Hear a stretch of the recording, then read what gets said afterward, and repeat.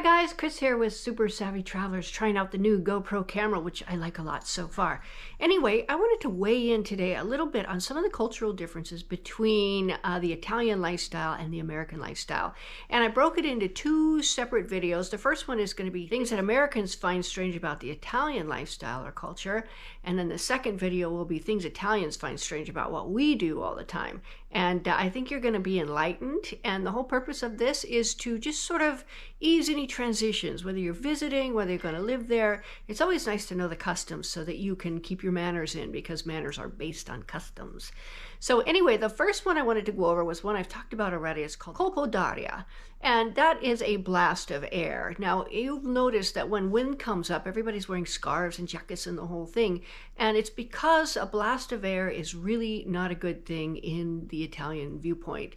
And in fact, it's probably not a good thing anyways. Don't be surprised or alarmed if people want to get you out of the air if the wind is moving, or if they insist on you wearing a scarf if there's wind outside.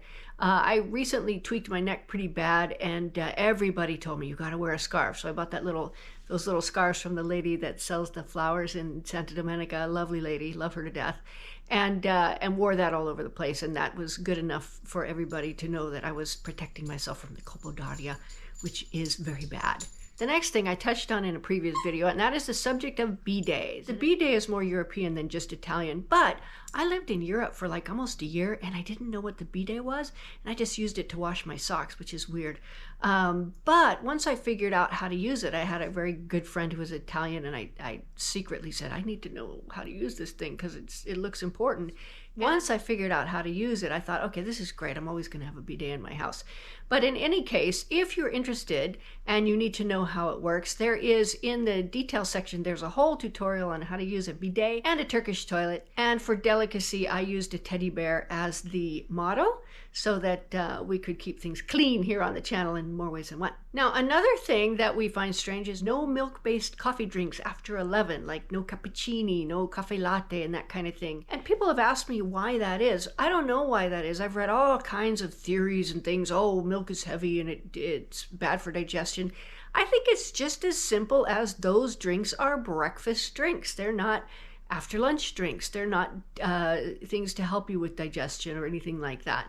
They're just typically consumed at breakfast with a nice cornetto or a little pastry or something like that. It's not that anybody's going to be horrified by that, but you just don't find it all over the place. Now, in our village, of course, the bar has started serving it whenever we want it. They're lovely. There's never any judgment or raised eyebrows, and you can get a cappuccino anytime during the day. Another thing is these fish-based rules. Okay, so cheese on fish pasta, cheese anywhere near fish is completely not done in Italy. And again, I couldn't find a reason why.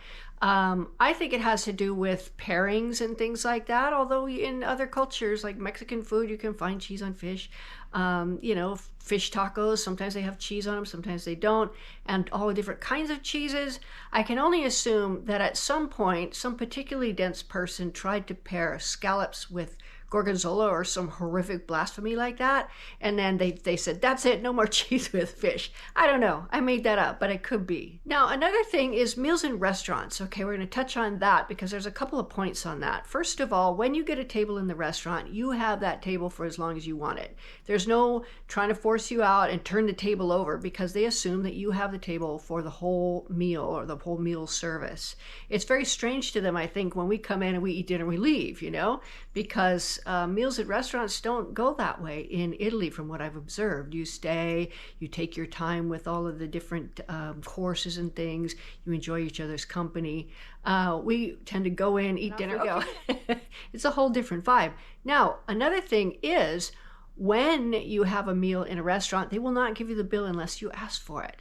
So you have to ask for the bill. They're not being rude. Another thing that I love is their waiters are professional waiters, and they don't come hover over you and interrupt you when you're talking to ask you how things are doing. They just sort of pop around and are there so that you can see them and you can readily get their attention if you need to. However, they're not intrusive, and I really, really like that. Another thing in Italy is there's no tipping. A lot of Americans feel bad. I didn't leave a tip. I don't know if I'm supposed to tip. My experience with tipping, I have tried to tip in the past. At least in southern Italy, it appears to be very awkward. They're like, no, that's your change. Take your change. And you're like, no, that's your tip. Well, no, the coffee's only this amount. Take your change. And it's always proven to be awkward, so I just don't do it. In fact, sometimes they actually have a little bit of a coperto or a tip built into the bill. So don't worry about tipping. They don't expect it. It just makes things weird and awkward.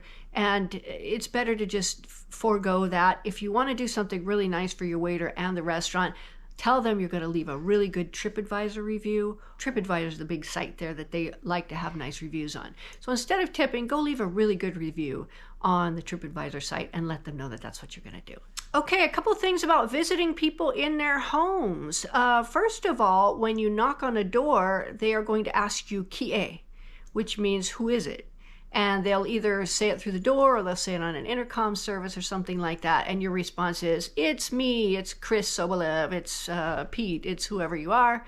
And then they'll let you in. Now, another thing about that is when you go into somebody's home, even if they open the door for you, you have to say permesso, ? And they have to say prego. So you're asking permission, can I come across the threshold? And I've noticed that even in a ruin or a house that like is abandoned, if the owner is showing it to you, it's a good thing to say permesso before you come in, and then they give you the prego, which means go ahead and enter. So those are a few things that I've noticed that knowing now that these are cultural items, I can kind of prepare for them and not be blindsided when they come about. And I'm going to keep doing these videos because I think it's important to know these things coming in so that you don't wonder about them, and it just makes the transition a whole lot smoother. And there's a lot of things that are different between Americans' culture and Italian culture, and it'll be fun to point them out. So stay tuned for tomorrow's video, which is going to be some of the crazy stuff we do that the Italians think are strange. And I think it's going to be enlightening as well. So stick around, and I'll see you soon.